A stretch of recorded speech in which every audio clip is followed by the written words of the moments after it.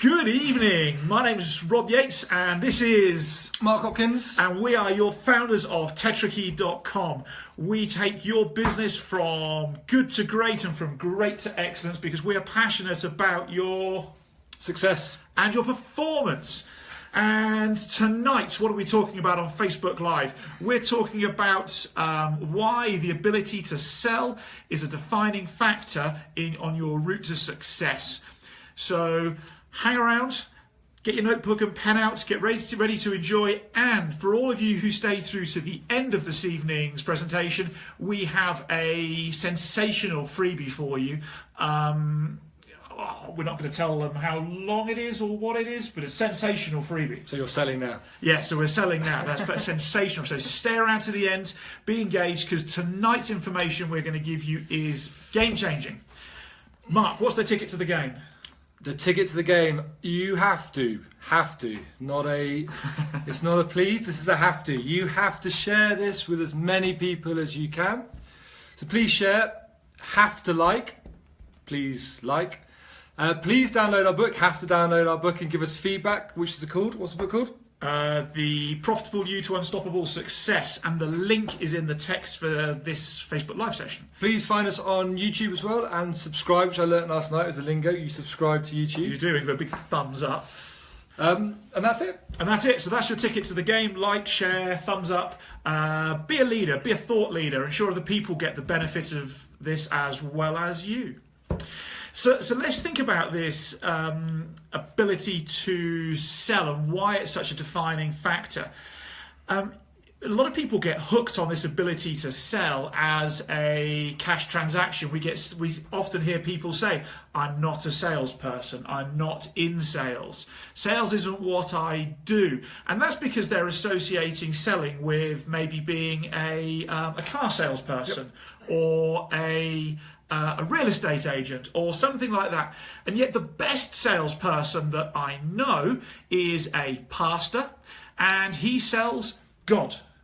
He sells something that you are unlikely to see. You may experience if you're lucky, and certainly you need to buy into it on a regular basis to attend church, to pray, to go with it. One of the best sales people that I know, because he sells something you can't see, you can't touch, and you may never experience. So sales is more than that, and we sell all the time. I mean, Mark, when have you sold today? I sold a holiday destination today. Whereabouts? Tell us. It's a place called Tetrakey, which is just north of Durban on the east coast of South Africa. I'm going to put all my cards on the table. I'm not on commission from the Tetrakey Tourist Board. Are you sure? I am 100% sure. No, a lady came to me and knows that I'm living in and around the Durban area and asked some questions around the holiday destination. So it was a good opportunity for me to go through a journey with her. And the first part for me of any sales process is to understand the needs and wants of the person you're communicating to. So what did she want to get out of her holiday? What were her, as we say, tickets to the game? What are the key criteria that she had? And I learned that she had a dog, which I ended up calling a rat, but apparently she has a dog. Sorry for him, by the way. Sorry for me. It's a very small dog. It's a very small dog. But yeah, she had a dog, and so the first thing was, is it pet friendly? So again, I was then able to adapt my sales technique and my conversation around her critical needs. So it had to be near a beach, had to be pet friendly, and it had to be within, I think she said, half an hour's drive of an airport. So there was the criteria that I started my conversation with. Cool. And so we sell the entire time. I mean, have you ever thought about talking to your children about what time it is they're going to go to bed tonight? I mean, we could use something called a double bind. Hey, George, do you want to go to bed at 7:30 or 7:45? That's a sales strategy. And what have we implied within that? That George is definitely going to bed at some point in time. He's just got a little bit of a choice in when he decides to purchase in terms of a time. Or, I mean, we're in meetings the entire time with people where we have to present an idea and get other people to buy into the idea. What I want to share with you, and Mark, feel free to jump in with this at any point in time. I know you're not normally shy in sharing your wise pearls of wisdom with us. Is what a 4 things that you can practice and work on to become better at selling, to become a better salesperson, and therefore represent yourself well to the world. And the very first thing I want to mention is this concept of creating buyers as opposed to selling. Now, the two are quite closely linked, but I'm passionate that when I sit down and talk with somebody, that person is already ready to buy. They've already got a good grip on what the product is, what it is I do. They're already buying into the process, and it makes my life easier in terms of selling, because I don't have to do very much. I just have to say, well, when would you like to start? Next week or 4 weeks' time. So creating buyers, and especially when we look for 2017, where we are now, going forwards for the next 20 years, these are some of the critical things that salespeople are going to have to get amazing at in order to keep being able to sell. So create buyers and stop selling. The next one is a bit of a pet passion of ours. And that's intentional congruence, which in layman's terms is walking your own talk. I mean, would you really buy a website to be made from a web graphic designer who doesn't have their own website? Or if they do, it looks tatty and shoddy and whatever else? The answer to that question is no, and it's really, really obvious.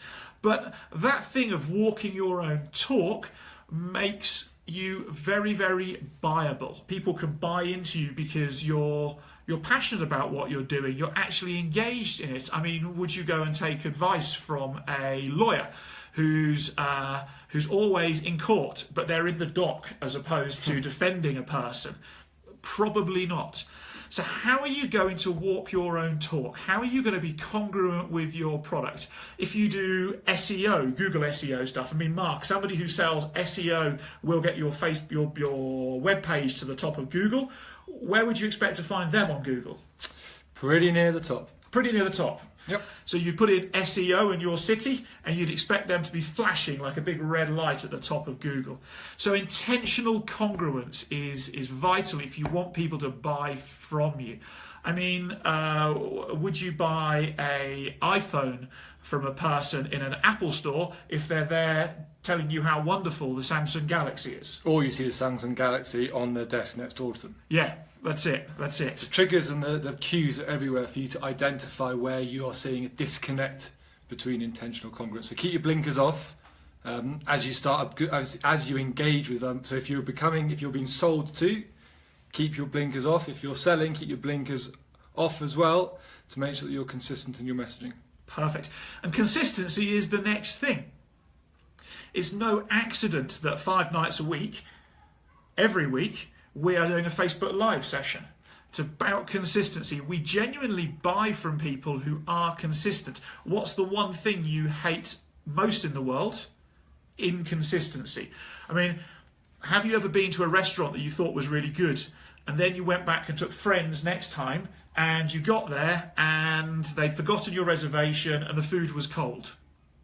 I mean, how does that make you feel as a consumer? And the answer to that's pretty shabby. So consistency.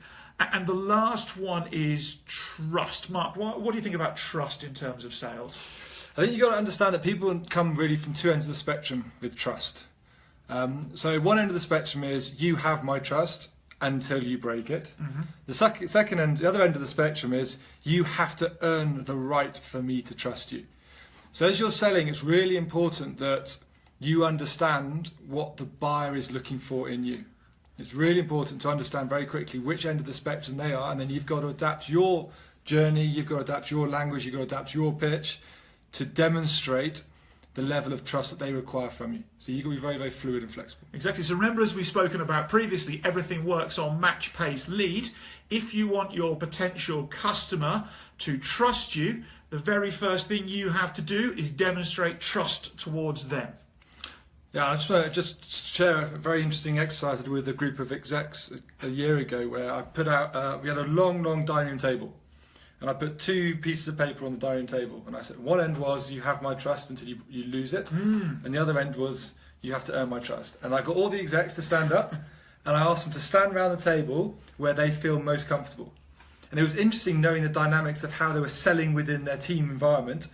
And they suddenly stopped and looked at each other, and you could see them look in the eye and go, I now get you. I now get where you're coming from. And it's amazing how much more got done and how easier the internal sales process happened when they knew where the other people were coming from.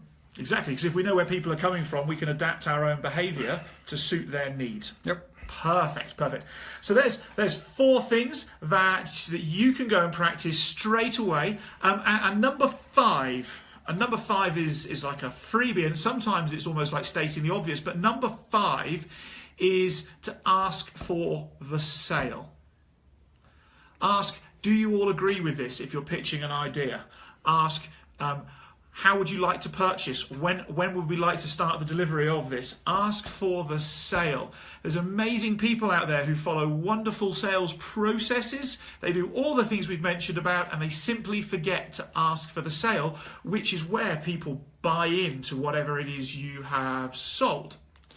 And don't forget that there's a positive, even if someone rejects your sale, there's an opportunity for you in that moment of time. It's an opportunity to go, would you consider it in the future, so you keep it a slightly warm lead. But also a great question to ask, if the worst case scenario happens and someone says no, is you ask the question, why not? The amount of learning that you will get from the answer to that question will allow you either to adapt your pitch, understand which benefits of your product you're not pushing enough, and also by then engage them in a further conversation around why not, it gives you another opportunity to build the trust, build the consistency, have the congruence. It has to create the buyer situation. So don't just accept no. Ask why not. And I mean, surely the art of selling is, yes, somebody buying a product from you, but actually my passion around selling is getting somebody to buy into me. Because even if they don't personally want whatever it is I'm offering in the here and now, they may do in the future, but they may also, through that trust, that congruence, and that consistency that I've developed with them, they may also then have a colleague, a friend, a loved one, a client who they may well refer to me because of the fact that they've bought into me. So now we have a free gift for you. We're generous like that. Feeling generous. I've spent quite a while in a film studio over the past little while filming a 4-part mini-series entitled Selling Success. It's high quality training, there's actions, it's about 2 to 2.5 hours worth of video content that we will deliver to you for free over the next 8 days to 2 weeks.